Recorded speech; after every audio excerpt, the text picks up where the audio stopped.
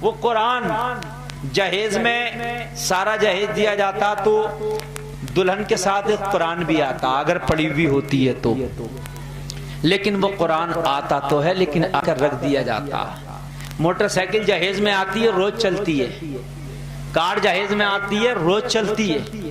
بات سمجھ رہے ہیں کہ نہیں سمجھ رہے ہیں؟ اگر پیسہ نہ ہو تو چندہ کر کے چلتی ہے، ایسا نہ ہو تو چلتی ہے۔ اور اس کے بعد میں جہیز کے اندر سائیکل آئی تو وہ بھی پہلے، اب تو سائیکل کے زمانے ہی لگ گئے، اب کہاں سائیکل آ رہی، پہلے آتی تھی۔ چارپائی آئی، روز سو رہے ہیں۔ کپڑا آیا، روز پہننا، بلکہ پہن بھی رہا اور گالیاں بھی دیتا جا رہا، کپڑا ہی کہہ دیا، کم سے کم 2 کپڑے ہی اچھے دے دیے ہوتے مجھے۔ بتاؤ میاں ہمیں تو 2 لتے ہی اچھے نہ دیے، تیرے 2 لتے کہتے ہوں گے، کفن کتنا اچھا ہوا تھا، ذرا یہ بھی تو دیکھ لے۔ کفن کا بھی کوئی برانڈ نہیں ہوتا، کفن بھی تو ایک وائٹ کلر کا ہوتا ہے۔ ایک دن کفن بھی پہننا، وہ لباس بھی ہمارا بازار میں آ کر رکھ گیا ہوگا، ایک دن وہ لباس بھی ہمیں زیب تن کرنا ہے۔ جس نے جیسا دے دیا ماتھے سے لگا کے پہن لے، اگر زیادہ قیمتی زیادہ مضبوط ہوگا تو زیادہ لمبا چل جائے گا، ہارتا ہوگا کم دن چل جائے گا، مگر جتنی بار پہن رہا اتنی بار تانے دے رہا۔ بعض تو یہ ہے کہ جس چیز کو ہاتھ لگا رہا بیوی سے جھگڑ رہا، تیرے ابا نے دیا ہی کیا، یہ ڈبل بیڈ دیا گھنیا، حقیقت بات بتا رہا ہوں میں، صوفہ دیا، یہ کپڑے ایسے دیے، اچھا سب ابا ہی دے گا، تجھے کچھ نہیں کرنا۔ ایک بات بتائیے آپ، بات بات پہ بیویوں کو ٹارچر کرنا، تیرے باپ نے دیا ہی کیا، وہ دیا وہ ایسا ہو گیا۔ ایک تو کہہ رہا تھا اپنی بیوی سے لڑتے ہو، تیرے باپ نے موٹر سائیکل کیسی دی ہے، روز تیل ڈلواتا ہوں اس میں، من کہ یہ بھی اس کے باپ کی غلطی ہے، سمجھ رہے ہیں آپ، یہ بھی اس کے باپ کی غلطی ہے کہ روز تیل ڈلوانا پڑ رہا ہے۔ آپ بتائیے، حد ہو گئی۔ اے لوگو، میں نے جو قرآن کی آیت پڑھی ہے اس کا ترجمہ یہ ہے کہ لوگو، اللہ کے رسول کی زندگی تمہارے لیے بہترین نمونہ عمل ہے۔ سمجھ رہے ہیں آپ نے بہت قابل لوگوں کو آگے کر دیا، میں بتاؤں تو بتاؤں، یا تو ایسے ٹیڑھا ہو کر بیٹھوں میں، یا ایسے ٹیڑھا ہو کر بیٹھوں، ہے بڑا مصیبت میں جا نہیں، یہ ہٹیں گے نہیں، وہ آئیں گے نہیں، آپ کیا سمجھ رہے ہو، یہ ہٹ نہیں سکتے، وہ آ نہیں سکتے۔ ہاں اب تو بس جیسے جہاں بیٹھ کے سن رہے ہو بس وہیں بیٹھ کے سنتے رہو۔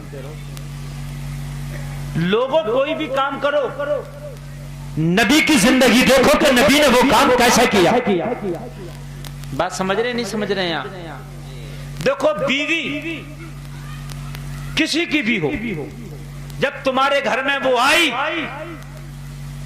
تو نہ تو یہ حال ہونا چاہیے کہ بعض بیوی کے چکر میں سب کو بھول گیا، اماں کو بھی بھول گیا، ابا کو بھی بھول گیا، اسے موٹر سائیکل کی سیٹ پہ بٹھا کر تازیہ بنا کر پوری دنیا میں گھمائے پھر رہا، یہ بھی نہیں ہونا چاہیے۔ سمجھ رہے ہیں آپ؟ شاپنگیں چل رہی ہیں، بیوی کو بٹھا لیا، شاپنگیں چل رہی ہیں۔ موٹر سائیکل کی آج کل کچھ سیٹیں ایسی آ رہی ہیں کہ جو پیچھے بیٹھا وہ والا لگتا ہے، ایسا لگتا ہے جیسے اس کے اوپر اب گرنے والا ہے۔ یہ پچھلی سیٹ اونچی ہوتی ہے، وہ بے حیائی کا کام ہے، ایسی سیٹوں والی گاڑیاں مت چلایا کرو، عجیب سا لگتا ہے آپ تو۔ اے بیٹا چپے رہو، ذرا چپے رہو۔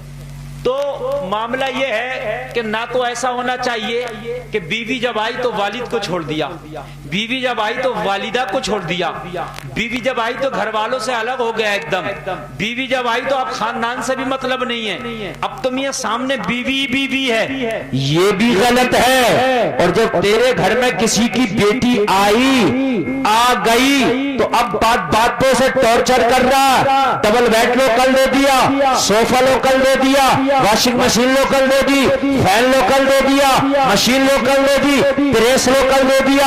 ان باتوں پہ ٹارچر بھی نہیں کرنا چاہیے، میانہ روی اختیار کرنا چاہیے۔ بیوی نہ سر پہ بٹھا کر نچنے کی چیز ہے، بیوی نہ ٹھوکر میں مارنے کی چیز ہے۔ اللہ نے اسے بائی پسلی سے پیدا کیا, سینے کی ہڈی سے پیدا کیا. عورت کے ساتھ میانہ روی اختیار کرنے کی چیز ہے, اس کے ساتھ بھی انصاف کرنا چاہیے.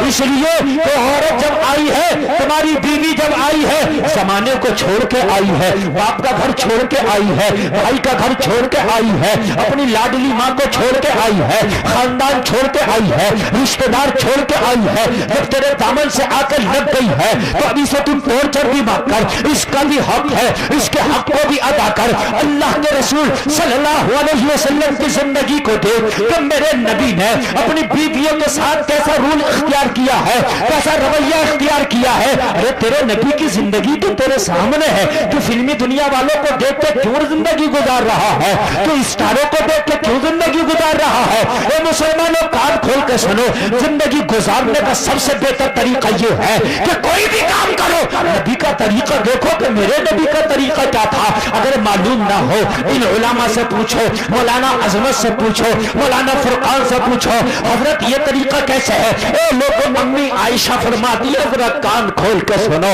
میرے نبی کی پیاری بیوی ہے, نام حضرت عائشہ صدیقہ, بیان کرتی ہے ایک دن دوپہر کا وقت ہے اور دوپہر کے وقت میں میرے نبی آرام فرما رہے ہیں. میرے نبی اپنے حجرہ شریف میں سو رہے ہیں, آرام فرما رہے ہیں. دوپہر کے وقت نے کسی دروازے پہ دستک دی ہے, آقا دروازہ کھولیے. امی عائشہ فرماتی ہے میں نے اندر سے کہا کون, تو آواز آئی عائشہ دروازہ کھولو.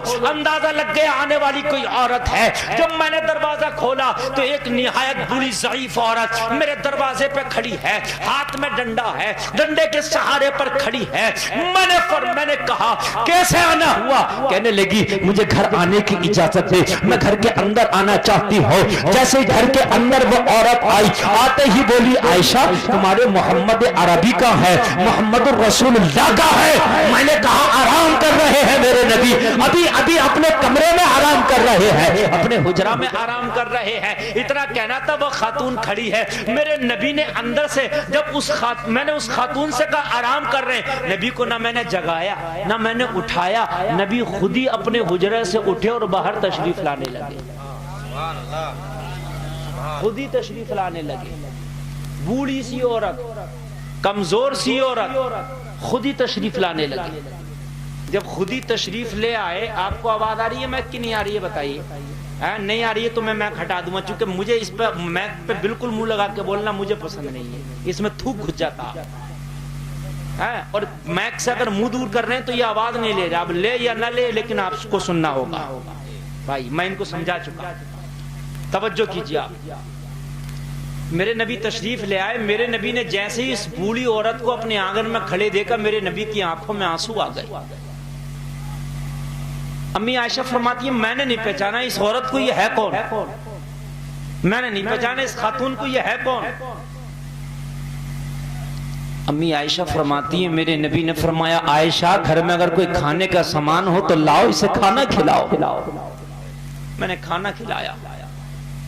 میرے نبی نے فرمایا عائشہ اگر گھر کے اندر کوئی کپڑا ہو تو اس کی لا کے کپڑے سے مدد کرو. امی عائشہ عرض کرتی ہیں آقا گھر پہ تو کوئی ایسا کپڑا نہیں ہے کہ اس کو پہننے کے لیے میں لا دیتی. ذرا غور کیجئے, امی عائشہ نبی کی بیوی, کس کی بیوی؟ جو دونوں جہان کے مالک ہیں. کس کی بیوی؟ جو دونوں جہان کے, زور سے بولو, دونوں جہان کے.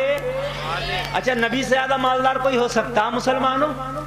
میرے نبی تو جنت کے بھی مالک ہیں. میرے نبی تو سونا اور چاندی کے جو پہاڑ ہیں ان کے بھی مالک ہیں. میرے نبی تو کائنات کے مالک ہیں. میرے نبی چاہتے تو میرے نبی کی بیویاں سونا اور چاندی کے برتنوں میں کھانا کھاتی.